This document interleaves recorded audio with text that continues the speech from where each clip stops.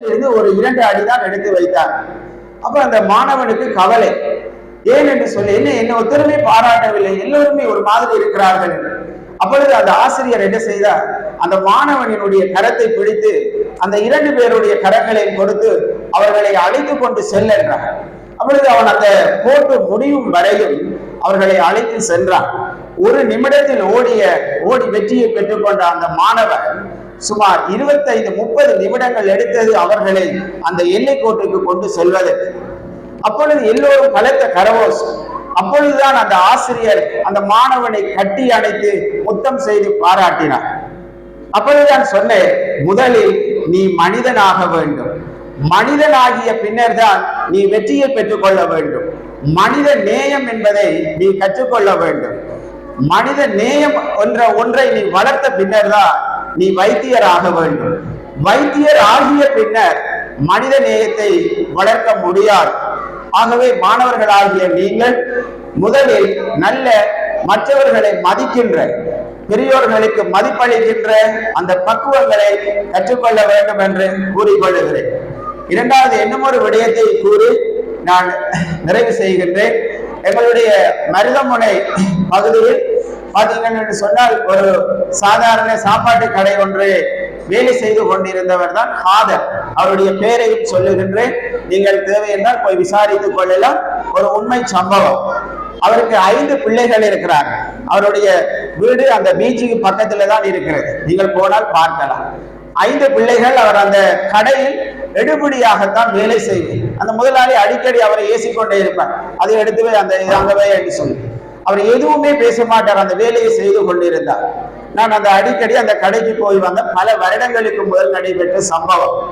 அப்பொழுது அந்த கடை முதலாளி ஒரு சந்தர்ப்பத்தில் அவர் கடையை விட்டு வேறொரு கடைக்கு சென்று விட்டார். அப்ப இந்த கடையை பொறுப்பெடுக்கிறதுக்கு அந்த காதர் என்று சொல்லுகின்ற கூலி தொழிலாளி அதை பொறுப்பெடுப்பதற்கு முன்னுக்கு இருக்கிற மின் முதலாளி, அரிசி மில் முதலாளியிடம் 1 லட்சம் ரூபாய் பணம் கேட்டிருக்கிறார்.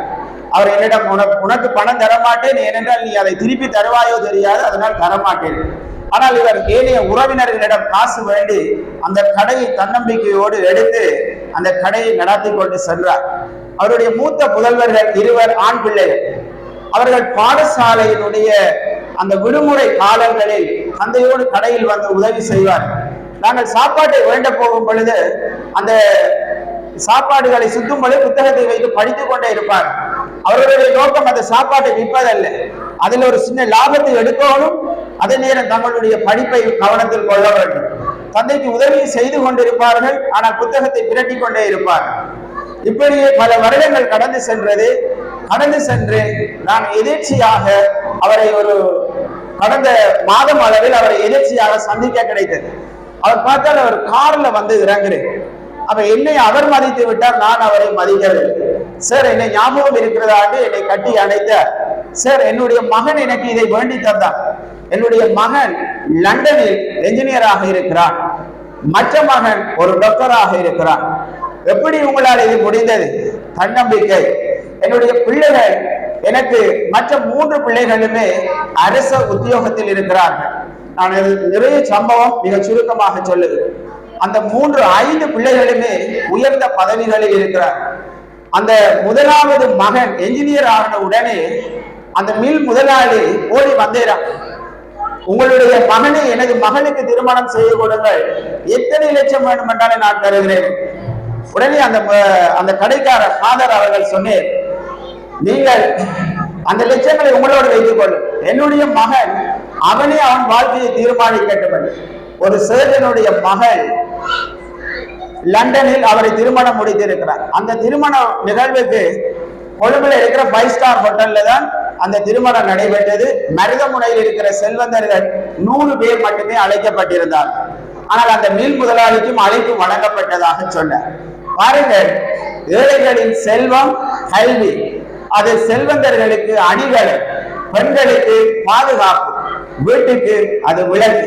பிள்ளைகளே, இன்றைய சிறுவர் தினத்தில் ஒன்றை மட்டும் நினைவில் கொள்ளுங்கள், கல்வி என்ற ஆயுதத்தை கையில் எடுத்தால் நிச்சயம் நாங்கள் நாளைய உலகை ஆளலாம் என்பதை கூறிக்கொண்டு இறுதியாக உங்களுக்கு மகிழ்ச்சியான தகவல், எங்களுடைய மிட்சி சிமெண்ட் ஃபேக்டரியினுடைய மட்டக்களப்பு பிராந்திய முகாமையாளர் உங்கள் மாணவ செல்வங்கள் அனைவருக்கும் ஐஸ்கிரீம் வழங்குவதற்காக ஒழுங்குகளை செய்திருக்கிறார்.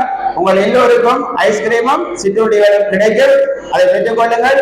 அதனை எங்கள் பாடசாலைக்கு வழங்கிய சிந்துஜன் சார் அவர்களுக்கு மனமார்ந்த நன்றிகள். எங்கள் பாடசாலையோடு தொடர்ந்து இணைந்திருங்கள் என கூறி விடைபெறுகிறேன். நன்றி.